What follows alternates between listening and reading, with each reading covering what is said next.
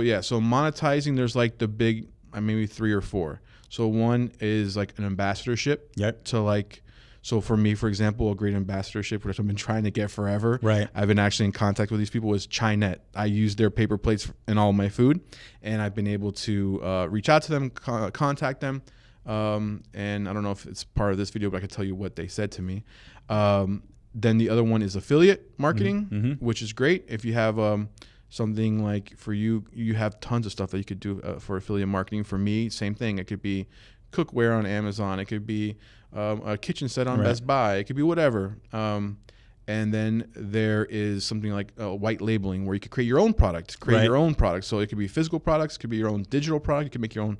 Again, using myself as an example, you could use I create my own paper plate food recipe guide or recipe book, something like that, and sell that on my page versus trying to sell somebody else's product and making a small commission. Yeah.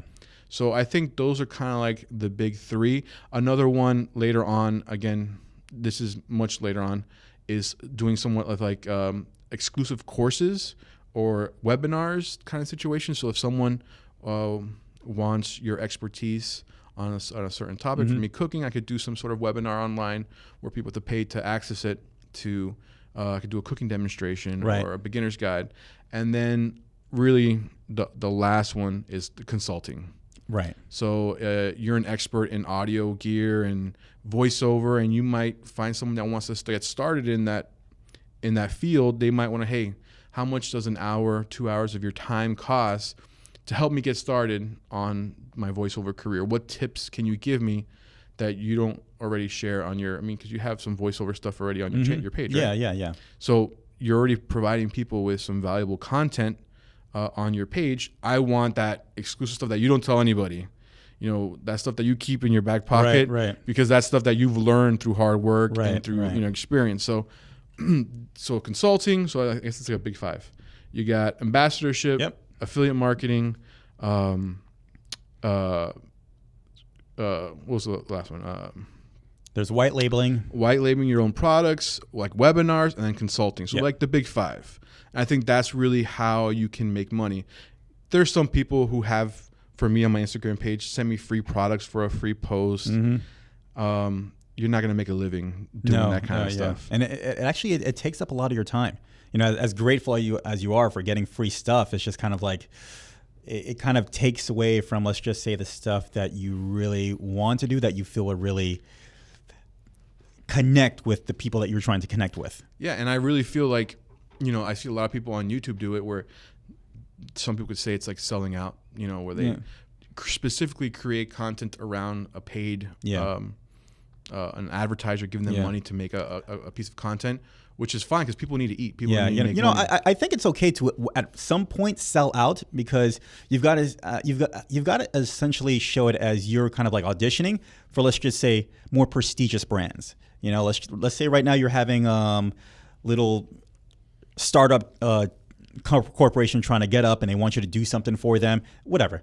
Sell out, do it, prove that you can create this kind of product or content that can help this company, that other people are like, oh, okay, well, they do this. And no matter if you're like, your regular viewers are kind of like, oh, you're a sellout, at least the companies who are eyeballing this, who are getting wind of what you're doing, they're like, oh, look at this guy. He has a proven track record of working with companies and doing stuff. My only problem with that is, though, it's a one-off typically. They'll pay you to do a video one time. So it's one paycheck.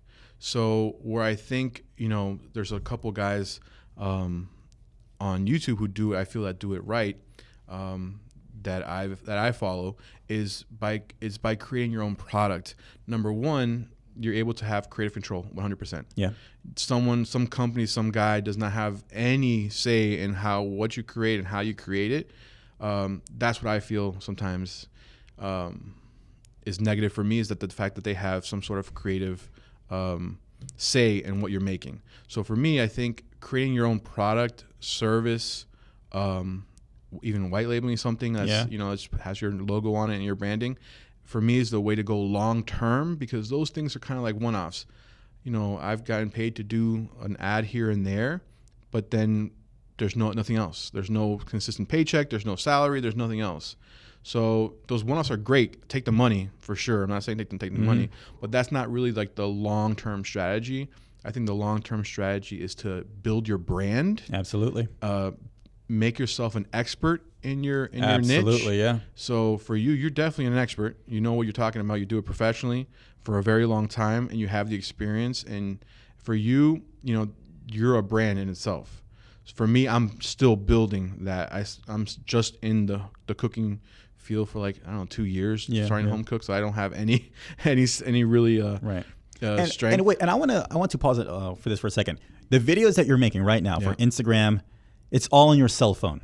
Yes. It's all on your cell phone. Yeah. So don't get caught up in the idea that you need heavy, major, expensive equipment just to get anything done. Because when I first started my channel, it was all on my iPhone.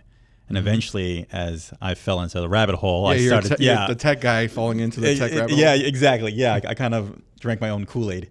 But yeah, for sure. Okay, so there's some things that I want to hit on specifically.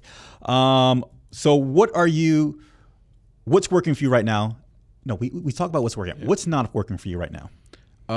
What's not working for me is I'm gonna pat myself on the back. Like, really, nothing's not working. I feel like everything is working very well. I feel like the only thing I could work on is more valuable content and the quality of the content, specifically when it comes to videos. So on Instagram, as you know, there's a 1-minute video length on your actual feed. Making those better for me is my goal. I feel like that's not working for me 1,000%. So I feel like that's what I need to work on to make those better. And with IGTV is building that up and making that as good as possible. So for me, I can't say that nothing's not working, but there's things I could make better. Okay. And work on, which are going to be video, which I feel is the most important thing. Okay. Because the engagement on video is 1,000 times more than on an image. Right. So that's what I feel like I need to work on more. So nothing's not working. Right. Just it could be better. Yeah. And most importantly, listen to what he's saying. He has a game plan. He's just not like, you are not insane. You're not expecting different results doing the same thing over and over again. You do what you do, step back. Is this working? Is it not working? What can I do better? What am I missing? And one thing too is listening to people's comments. I know there's a lot of hate on YouTube. A lot of people, say some mean stuff. But some people actually do give you constructive criticism. Yeah.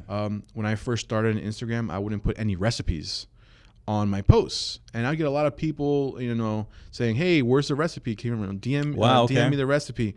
And I wasn't doing it, one, out of laziness, because it does take some effort to type that all out, and make it somewhat legible, because I'm not a professional writer, so it maybe doesn't sound as, my instruction might not be as clear.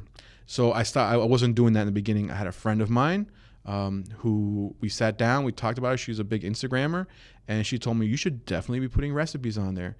I was like, but it takes so much work. I don't have that much time. She's like, you're losing out. The second I put recipes on, my engagement went higher. People now commenting, hey, I'm going to try that recipe out. So definitely listen to your comments, because people do give some good constructive criticism. Some people might tell you, hey, you went too quick on here, or you didn't cover that. And I feel like that is also going to help grow the channel. Okay, so sticking with that, I think within my channel, some things that I could be doing better is, I know it seems like I am the tech guy, but I feel like right now I've got myself stuck in this pattern of just microphones, and I have every intention. I have videos that I'm trying to get out there, as working on cameras, web cameras, gimbals, and everything. I keep saying audio, video, and tech, and right now I'm just like, here's another microphone, here's another microphone, here's another microphone, and I also do tutorials as well. And I'm kind of like, I'm kind of disservicing the people who jump to my channel because I gave them some good information as far as on how to edit a video or how to use this particular program. And then now all they're getting is audio, and all they're getting is just microphones now. And that's where I feel like, when I was saying a company sends you a product, you're like, oh, you've got to kind of fulfill this obligation of creating this video, and you're not kind of getting to what maybe your How many videos do you do a week? I try to do 2 to 3 videos a week. Maybe do one video, microphone, and one video tutorial. And that way everybody gets kind of like, So I was doing that until I started getting the things. And then, so like I have like 6 things backed up, and like there's only 3 or 4 weeks in a month. And I'm just like, okay, I've got this and then this. Like, I was like, it was just backing up. And I was like, okay, something's got to happen here. It's a very much an ongoing learning lesson. Yeah. On Instagram too, it's always learning. Yeah, always. yeah. And same thing, taking the comments, applying it to everything. And there's so many times when someone just leave a comment, I'm like, bro, like you're the man. Like, thank you so much.